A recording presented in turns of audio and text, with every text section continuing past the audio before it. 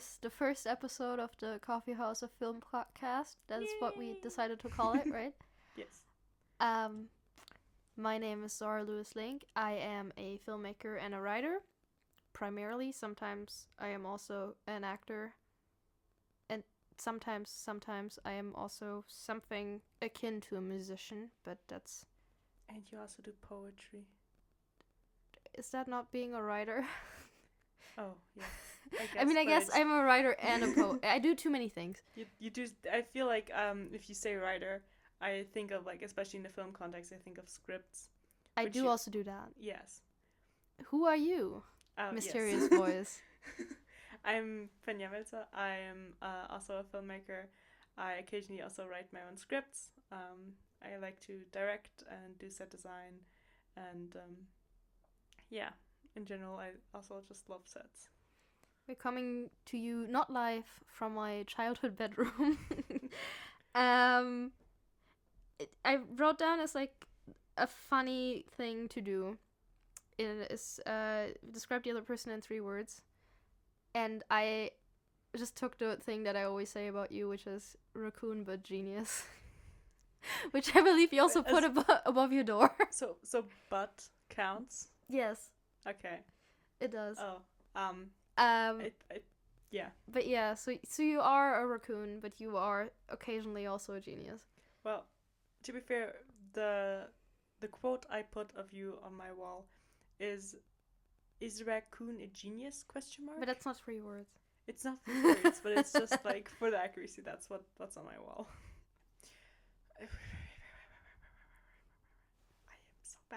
I am so bad at describing people in 3 words.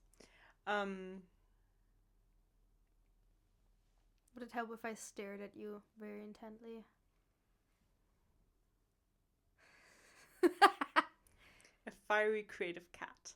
Aww. I feel like that. And not just because your hair color is currently fiery orange-red. My hair is very orange right now, that's yes. true. But you're always full of creativity, and you do have the mood swings of a cat. Yes. To be fair, yes. My microphone stand moved again. Oh my god, this is gonna be like a thing that goes through the whole episode. I hope not. Fenja's microphone will be on the floor at the end of this. Anyways, meow motherfucker. Okay, I'm gonna segue us to the next question, which is, I did actually write a script for this. Is how did you get into film? Okay, how about you start again? Okay. Oh god. I actually remembered this today because, like, my standard answer is, well, I got into theater first when I was like 12 or younger. I don't know. But I did theater in school, and I was already kind of always doing like backseat directing, to the point that like the actual director was always like, you're not the director, focus on your part and not on what everybody else is doing. And I think my brain was like, well, but I want to be the director, I want to do what you do. And then I wanted to be a director, but I thought I was going to work in theater. And then actually, like, I don't exactly know where the switch happened, but at some point I think I just watched a lot of good movies, and I was like, actually, this is kind of more interesting to me. And to be fair, I have, like, my parents kind of have similar taste in movies as I do, and they introduced me to a lot of stuff like Jim Jarmusch movies and stuff. But actually, before any of that happened, and I remembered this, because I talked to someone about it, is I did extra work as a kid. I did a feature film and a student short film as an extra. So, actually, I've been on film sets for a long time. Okay, but how did you get into film? Spill. I don't think I know this. Well, it's not as cool as your story. It's just like let me be the judge of that. I was kind of going towards graduation, kind of like 2 years before graduation, and I was starting to think of like, what do I actually want to do with my life? And at that point I was just like, well, maybe I'll study computer science or something, because my brother was going to study that, and we're twins, and I don't know, I was just like, what if I just follow him there? I will always have someone to be friends with. Yeah, but so I was kind of like going towards graduation, and I was thinking like what to do, and so I was watching a lot of films because I loved storytelling. I've always been into storytelling. I've always done this thing where you create stories in your head when you're bored and stuff like that. I mean, Yeah. it's it's a classic, but it's just like it's been such a part of my life, my entire life. Um, I did it as a kid, and then I never stopped doing it. And I like as a kid, I talked to other people about it, and like other kids did it as well. I just didn't realize that other people had stopped because I didn't That's see so why. sad. I also would like To me, as yeah. like a someone who can't imagine their life without that stuff. I mean, maybe Also, for yeah, you it's not. For other people it's not sad. I don't know. maybe I don't know. For me, it would also be sad. So, yeah, and I used to also be like kind of obsessed with films or series like Avatar: The Last Airbender, and also like Harry Potter. I used to like make my own little. We do not Hogwarts. support J.K. Rowling. We do not. No. I feel the need to say that like every time I mention Harry Potter, Yeah. just because it's become such a thing. Yeah, definitely. Trans rights. So the point is, as fucked up as the whole J.K. Rowling situation is, Harry Potter was a big part of my childhood. Same. I mean, every like, Gen Zer and millennial. Yeah, like honestly, summer when I turned 11, well, I turned 11 in the winter, but the summer after that, I did kind of wait for that letter. Same. I ran against walls in train stations. I did not do that, but I wasn't really in a lot of train stations, to be fair. Imagine growing up in a family that has cars. Yes, but also the train stations that I was at didn't really have that many walls because they're on the countryside, and why put up a wall if you can just put up pillars? I mean, I guess it is more of a pillar than a wall. Anyway, this is getting very run, long. Did you run? How did you pillars? get into film? I don't comment on that. So the point is, I used to make my own little Harry Potter, like Hogwarts tickets, and yeah, and played a lot and for a very long time, and yeah, and I was just like watching, and this is very basic and sad and whatever, but I was watching a behind the scenes of The Hobbit, and I love also watching behind the scenes. I was just looking, and then I turned to my dad and was like, you can study film, right? And he's like, yeah. And I'm like, what if I were a filmmaker? Could I do that? And he's like, yeah. He's like, okay, nice. I'm going to do that. We love supportive family. And he's like, go ahead and do it. That's so cool. And then I turned to one of my best friends back then, and I was like, do you want to make a film with me? And she's like, I also want to apply for the same film school that you want to apply to. And I was like, cool, let's apply together. I didn't get in, she got in. I'm happy I didn't get in. The semester I'm in now is so much better. Yeah. Because just like I found so many friends here, and also I didn't have to do it in COVID. That's the biggest part. We still.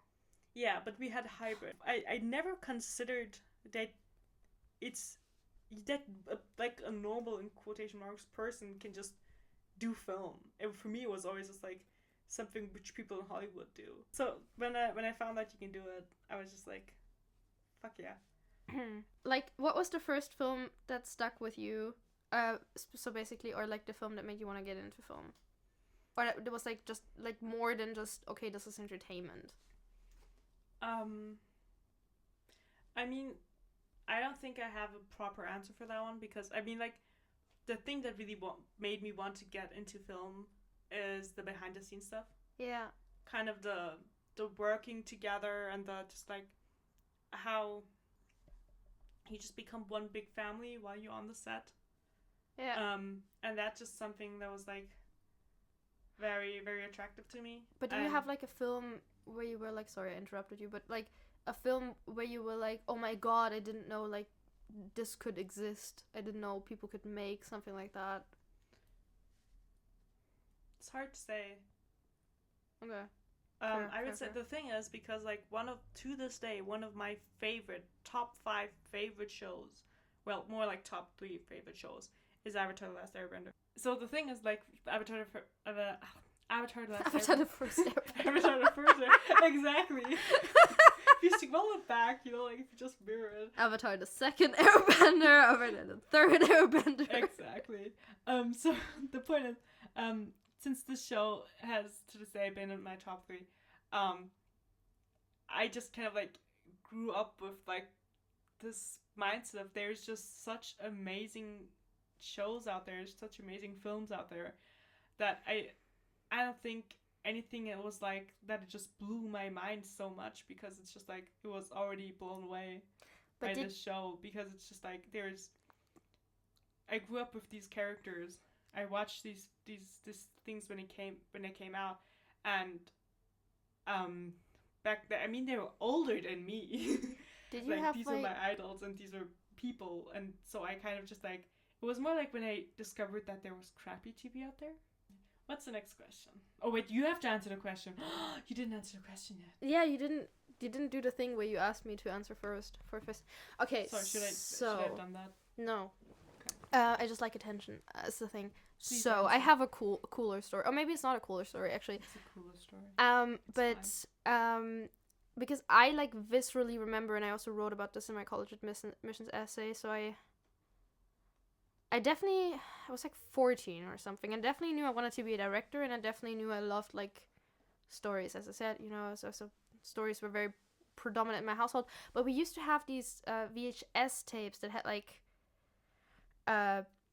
movies taped from the TV, like self-taped on them, and we watched a movie called I don't remember the name of the movie now. Well, it was one with Light Sleeper. The movie was called Light Sleeper, and I, to be honest, didn't really care for it. It was kind of boring to me, because it was just like I wasn't interested in the topics. But on the other, because the like VHS tapes that you used to tape off the TV, they had two sides, so you could tape two movies on them. And on the other side was Fallen Angels by Wong Kar-wai. And I was like... I haven't watched that one yet. I know you lent it to me for like 2 years. You missed out, but like that's not what this is about right now.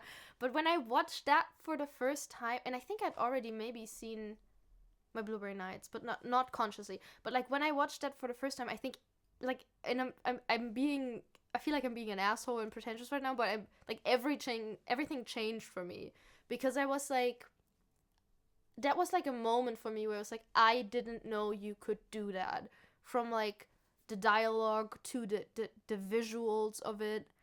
And I think it was like the first time that I remember being conscious of like somebody made that.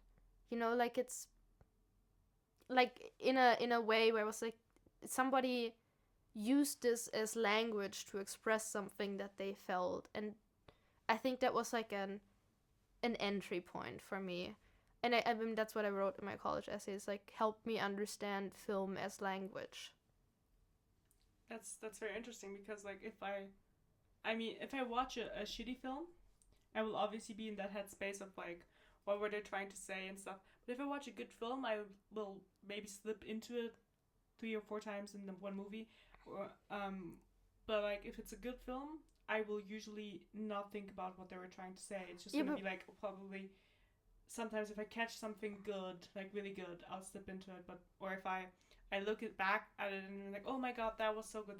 But if I'm like, if I really like the show or the movie, I can watch it without going to my filmmaker brain, because I'm just gonna be with. Well, I didn't have a filmmaker brain back then. Yeah, no, but you did. Well, if you say like you had the feeling that this is made by someone, that someone's saying something like this. But no, but you have to. But I don't mean it quite like that, because it's not like I was consciously thinking about what is the artist trying to say. It's more of like, when I say I understood film as a language, I think film as a language, when it's done right, is something that communicates something to you, mostly through your subconscious. It's not a. This is so pretentious, but it's like not a face to face, like I say thing, you say thing conversation, but it's like. You just absorb it. Yeah. I think I always say like a movie is good when it makes you feel something, and I think and it makes you feel something that a movie. Let's expand on that. I think a movie is good when it makes you feel something new, when it doesn't just pander to an emotion that you already have. I think that's what we perceive to be shallow art oftentimes, is when something is just made to like reaffirm a belief that you already have. And I think great art makes you think and feel something new. So personally, I think that good films, it's well, no, actually, bad films. It's not that they don't give you some like. It's more like they don't make you feel anything. Yeah, that's And what like I'm trying to say. films don't need to make you, in my personal opinion, don't need to make you feel something new. It could also be an emotion, you know. I like, Yeah, but that's not. it, Yeah, you keep talking. because you said like feel emotion you haven't felt before. I sometimes watch films several times and they're good, and I've obviously felt this emotion before because I've watched this film before. I've watched films about this topic, or I've experienced this topic myself. Um, but like just the way that they make you feel it, just like um, in a real way. I think that's what makes a good film. We mean the same thing because I'm talking about a real way. I didn't mean an emotion you've never felt before. I mean an emotion that you necessarily weren't feeling going in. Because that's what I mean in my understanding what pandering is like just reaffirming something that you already believe or that you already feel. So like I don't know, just like if you feel sad, then they will push something in your face. It's like, this is sad, you should be sad now. Do you feel affirmed in your sadness? I mean more like that. If you go into a cinema, that like it's making you feel an emotion that you weren't necessarily feeling walking into the cinema. So it's more like you sit on a couch and you put on and you feel Christmassy because you're eating Christmas food with your family, and then you put on a Christmas movie, and the Christmas movie's like, oh, Christmassy. Yeah, I mean, that's Christmassy like lately. Even though I do like Christmas movies, that's I think a very good example of something that just panders to you as a viewer. Yes, I mean like it's not that I do sometimes enjoy those movies. You do. I also watch bad stuff. I've been getting into soap operas. Send help. It's getting scary out here. What was the first film that you made / worked on? You want to go first? I don't have to go first. You complained that you didn't go first last time, so I just thought we had a structure to this. There is a structure now. You go first. Okay. Well, as I worked on, what does worked on mean? I wrote the question. What does worked on mean? I mean, I guess like I did extra work as a kid, but I didn't really do like. I did an internship at a film production company where I made a little short film that was really bad, and will never, ever, ever, ever see the light of day. That stuff counts. No, it does not. Yes, it does. No, fuck off. It does. No, fuck off. It very much Shut does. the fuck up. So the first film I made was when I was 17. And it was called A Nice Person, or A Netta Mensch. It was made with people that I met at film camp, where I took a photography course because I missed the deadline to apply for the regular courses. And then, yeah, I don't know, it was just like, we just grabbed, like, we were a bunch of kids, and we went into my friend's dad's coffee shop, and we shot a fucking film. And funnily enough, this was January 1st, which is a bad date to shoot a film.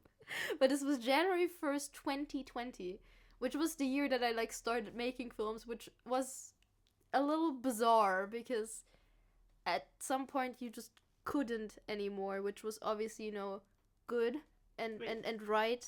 You weren't 17 in 2020. Yes, I was. No. In January of 2020, I was 17. You are older than me. Welcome. I know, but like that means that I made my first film a month before you, but like you were younger, but like I was actually a month before you, and I always was like, oh my god, she's been doing films for so long, and I just never put that together. I did extra work as a child. Yes. I guess. Two films, one of which was a student film. Not to knock student films, we love student films. We adore student films. They're our life. Yes, but anyways, that was like, but the first film that I sort of really worked on was also when I directed and wrote. I didn't like have the path of like working on other people's stuff first, but then I did a lot of stuff as much as I could, as much as we could, when it was, well, yeah, and then we kind of stopped doing stuff at some point. Like the span of like 2020, 2021 was like, we really tried to like, I don't know, like when it was like stay at home time, we did all stay at home, and we kind of made like movies over Discord and Zoom as much as we could. And then when you could go out a little bit, we also really made sure to like be safe. Very strange time to be getting into this properly, but alas, it is what happened. When I was like, I think 14, my parents gifted me like a video camera, but like one that's, you know, those that aren't like the square ones that you have now, like when you go into more like professional stuff, but like one of those longer ones where you have like opened it up to the side and you have. Oh, like, you mean a camcorder? Yeah, a camcorder, exactly. So Fenyam is a professional filmmaker. Doesn't know what a camcorder is. I just want to say I have been in the camera department a total of 6 times.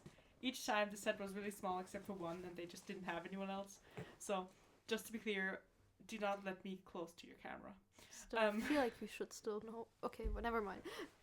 Not that I'm good with cameras. In case my cameraman hears me, who has had me at his first AC, you can obviously trust me. But for everyone else, please don't. Yes. So, yeah. Basically, I then just started, like just randomly filming my friends, and they were okay with it. I never really got into that, which is a little sad because I feel like a lot of people's entry point to filmmaking is kind of just filming. It was all the shitty, stuff around them. And I didn't really keep it up for long. Okay, but did you actually tell the story of the first film you worked on? Oh no, I didn't. Please do. So, well, let me think. So technically it was like it was a small kind of shoot. That Teresa, a good friend of mine. And shout out Teresa. Yes, please shout out to Teresa, who, by the way, helped us with the equipment. Oh God, yes. And shout out to Stella, who helped us when we called her. We're like, we don't know how to do. How does any of this work? But to be fair, we only needed to hit one button. We did everything else right. We just didn't hit It took like half an hour to Fenia just let me watch a YouTube video. I was trying to be professional and read the instructions, okay? Okay, I was trying to be a Gen Zer and watch some guy on YouTube explain to me how to do it. I just called Stella and everything worked. Okay, please, first film. Yes, so basically, yes, and we were at the it's a kind of a youth center, and like we were filming in with the equipment from them and in their facilities, like just like in a room they had for their media stuff, and also a guy Eduard that worked there. He and then a few of my classmates back then. We kind of did a spin-off of the theater play we did in class. Like our entire class did like a theater play. And it's called Frühlingserwachen. It's a very interesting play about coming of age, sex, and school. And it was very kind of like, still very theater-like, which is something we did on purpose. What we didn't do on purpose is that it was cut way too slow. So yeah, it will also never see the light of day. Yeah. So I think like that's a rite of passage. And like whenever you talk to filmmakers, like the very first thing I did, you're never gonna see. Oh yeah, and also shout out to Darius, who like randomly helped us just like spur of the moment, because we didn't have anyone for sound, because like except for me, everyone in the entire crew had to act at some point. I would have done it as well, but it just, I feel like there had to be someone to look at the camera, and I don't like myself in front of the camera, which is interesting because we're trying to get out of her system by just putting her and stuff. Yes. Because she's good. Guys, watch an interview on the Coffeehouse of Film and tell her that she's a good actress. Or tell your honest opinion, whatever you want. Which is that she's a good actress. Yes. So basically, that's the first thing I worked on. Yeah. Well, the first thing I worked on that wasn't mine was actually the Soundtail trailer. It's an app for like music and like sounds for if you play pen and paper or any kind of role playing game. Friends of mine did the app. It's actually really cool. You can actually see the entire thing. So much on free YouTube as advertisement well. in this episode. I know it's free advertisement. Sponsor us. They don't have money. I know. Teresa sponsored us by helping us. This is true.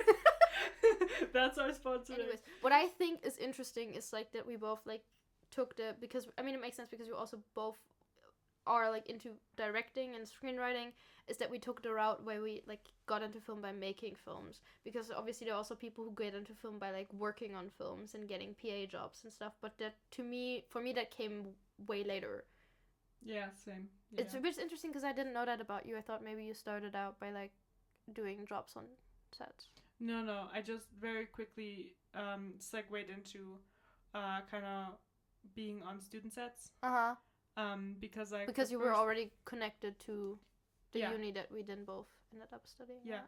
So I basically, the first one I was script and continuity, and then I was set design assistant, and then I did set design and set design and set design and set design, and suddenly I was doing set design. Yeah, you really slithered into that one. Yeah. I think for me in the beginning, because like I had kind of an acting background because I'd done some theater. Whenever it wasn't my film, I would apply for like acting gigs. I had like a year, which might have been around the same time, like 2020, 2021, where I auditioned for a lot of stuff actually and didn't get most of it because that's the reality of auditioning for things. But so I did like a thing where I would either be like the director of like my film, or I would write for other people, or I would act in other people's stuff. And to be honest, that's still most of what I do, but then eventually I also kind of fell into the like AD, second AD lane. Next question on the list. How did we meet? How did we start working together? Do we both just kind of... I feel like this is something we're just gonna interrupt each other a lot, but do we want to kind of like start it out at the beginning? Gilmore Girls! Yes, Gilmore Girls, but I want to go back to before that. Obviously, we studied together film, and like on the intro week is kind of... I'm not gonna get into this, but it was a... We are in the same semester. Just rough time in my life. It was a very strange, weird period of time for me. So I was kind of like, I'm not a naturally shy person, but I was very mousy because I was just overwhelmed with life, and I didn't really have the energy to really socialize. And then this is fun.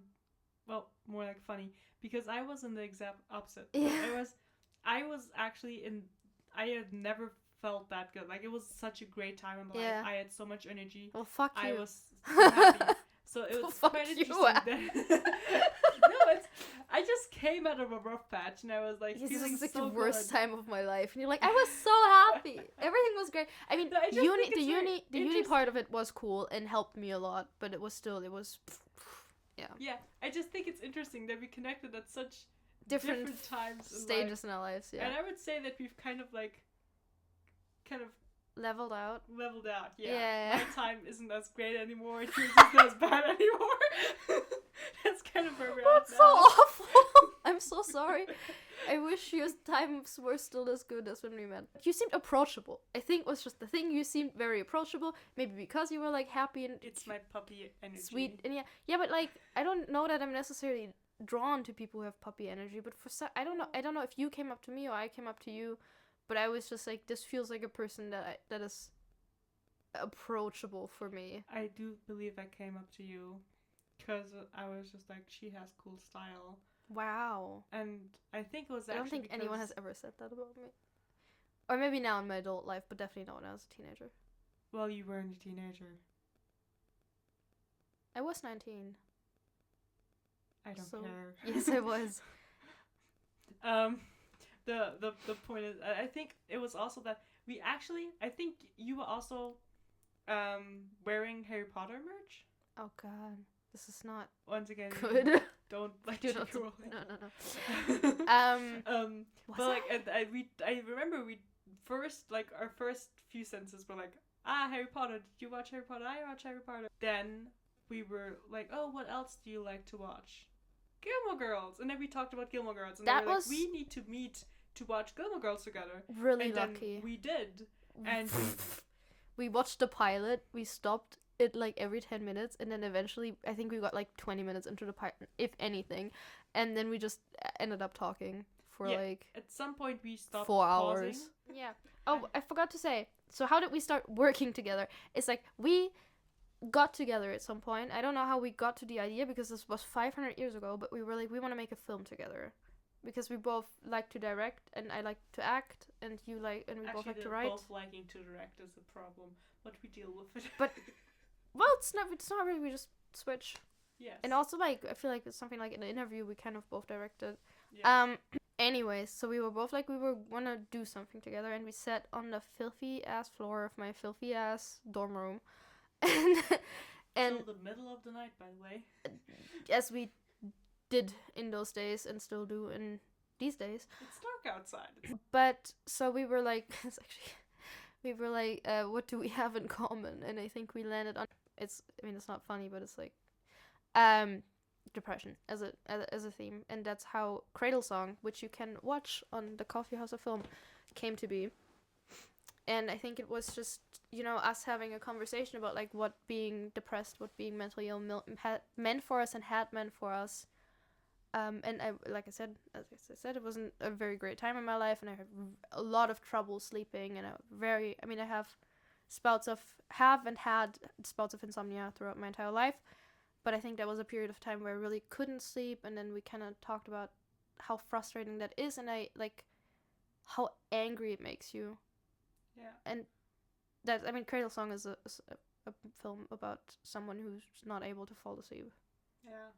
And I think it's not just the anger, it's also the frustration and the who's to blame and how do you stop it, and we did that with a pretty small crew as well. We did. I want to talk about the shoot a little bit. This is getting so long. First of all, shout out to everyone there. Absolutely, shout out to people we are not gonna try to name because we're gonna forget someone. Yes, but most of all, Vero, who was our DOP. I mean, that was cool because I just, as I said, getting acting jobs was kind of hard, and then suddenly there was something that I co-written, and you directed it, and it was actually it was like a really safe environment for like the topic that it was. I think it solidified the fact that we can work as a team, that works, so that is something we can pursue in the future, because there are a lot of people that you get along with in your private life super well, but then being on set together doesn't really work that well. And also because like in film everything is so commingled because you don't really have a private life that much. It's like, private life? What is that? Your friends are your coworkers, and sometimes your partner is your coworker. It's just like it exists in the same space. So sometimes your ex is your coworker. And sometimes your ex is your coworker. And so you really just have to like, if it works on a private level and on a professional level, you've hit the jackpot. And I think while we've had our ups and downs in this relationship, I think fundamentally it works, which is good. And we haven't killed each other. And we have not killed each other. So, next question. What do we appreciate about each other as filmmakers and collaborators? And I'm gonna start. You're really good at picking up slack. Especially because Fenya did AD for my series pilot, which is called We're the Mess, which is hopefully gonna be done soon, and then you guys can watch the trailer for that. You were so good, like you and Marina, shout out Marina, who was the producer of that, because I'm so used to like fixing problems on set, and I was like, every time someone was like there's a problem, I was like jumping up, and you basically pushed me back down in my chair. Basically, literally. You pushed me back in my chair, gave me a cup of coffee, and was like, sit down, talk to the actors, hang out, we'll handle it. And it works. It's so great. It's the best. You're the best. And also, you have ideas that I wouldn't have, which is cool because we are not necessarily very similar people. And like I remember that viscerally but also you don't only have ideas that I don't have. You're so able to tailor it to how my mind works, even though your mind works very differently than mine.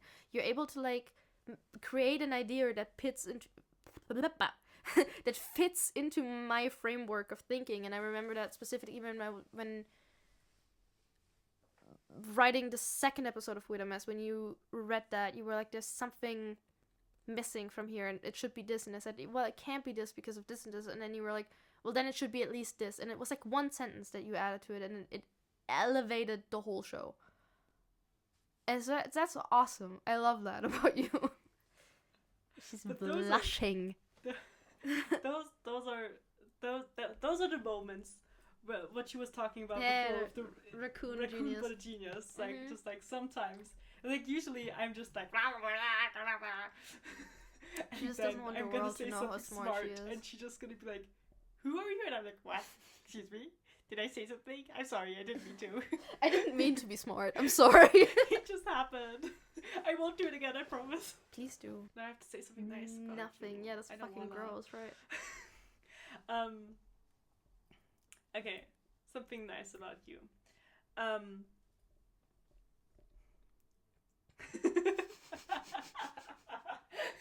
It's okay. Amazing. You did more prep work. You do a lot of prep work.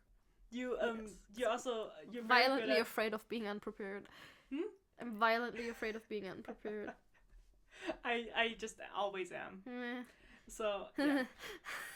But you're someone who always has you have an overview of things. I very much like that. She has also done an AD for me. A huge project that I did, half an hour film.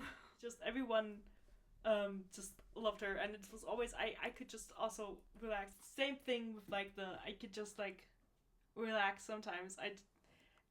We had half a day. She communicated before. There's half a day where she can't be there, and all the love to her replacement for that half day. But her replacement was also my producer, and she was basically doing 3 jobs then, and it was impossible. And we were just like, Silva's coming back tomorrow. We also have this way of like if you see I'm in an emotional state of needing a hug, you somehow, even though you're like doing all this work stuff and like organize, like basically keeping the entire kind of like kindergarten of crew. Yes. Which basically is funny because I'm like the least motherly person you're kind of keeping everyone in check, and you still are just like, okay, director needs a hug now. And yes, like as an assistant director also, it's always like you also see things in a different way. So it's always if there's like a lot of people on camera, because we have like a pretty big cast, and there was like a scene where everyone, like we had 4 people, and in like the wide shot, I was just like, I need someone else to look, because I do not have the experience to be paying attention to all 4 actors. I could always really rely on your opinion, because you also are just like a very good director, and like it's, as a director, you know exactly what you want. It's amazing. And there's a behind the scenes shot where she's kind of like almost jumping on the spot. You can really see it's like it's like if you kind of like tie down a squirrel and then give it caffeine. and after you say cut, you just release the squirrel. That was her. It's just like she knows exactly what she wants, and she can get it. That's my personal opinion, and she always has a very clear vision. Thank you, I appreciate that. I mean, I think we've really like made the thing where our minds work differently work to the best advantage. Instead of a sentence, but like to our advantage. I think it works. I do believe that it's always beneficial to have someone that thinks just like a little different from you. But if it's a lot like too different, or if you, the thing is, we think very differently from each other, but I think we can like go into each other's headspace when we want to. Yes. So we don't like try to and I'm missing the correct word right now, but like enforce our way of thinking onto the other person's project. Yes, but we're both very open also to the other person and the other person's kind of like because I trust vision. you. What are our top 4 movies? Like, you know, when they go, I don't know, you are not as chronically online as I am, but like when they go, Letterboxd goes up to people and it's like, what's your 4 favorite movies right now? I'm gonna start. My favorite movie of all time is called Benjamin. Everybody should go watch it. It's from 2019, and it's directed by Sam Amstel and written by Sam Amstel, and it stars Colin Morgan, who you might know as Merlin from BBC's Merlin. Now it's not ranked anymore, but Rumblefish, Francis Ford Coppola. I've just talked about this with someone recently. Amazing movie. Like from the film making into cinematography into set pieces. It's a really good movie in terms of set design. Fanny, you need to watch it. Okay. Fallen Angels, obviously, and Greta Gerwig's Little Women, which I think is to this day my favorite Greta Gerwig movie. Even though, I mean, Barbie is so different from the other ones that it's difficult to compare. But like Frances Ha, which she didn't direct but she co-wrote, and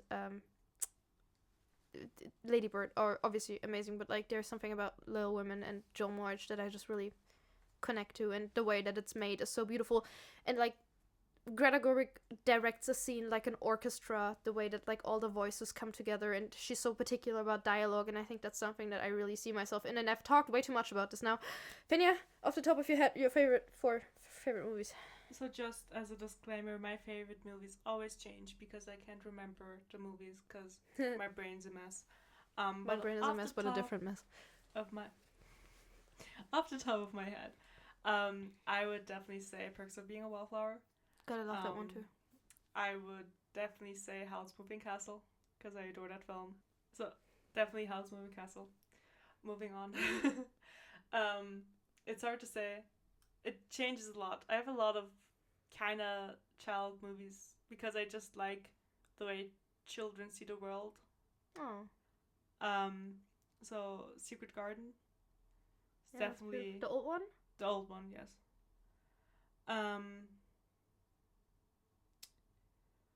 And the fourth one is kind of getting hard here. What does my letterbox say? No.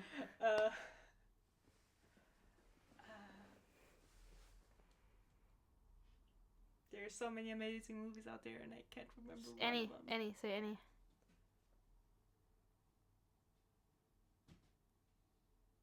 Funnily enough, I think this was the exact same situation that happened when we made your letterbox profile. Yes. You're like, a fourth movie? A fourth. I'm a very avid letterbox user, so.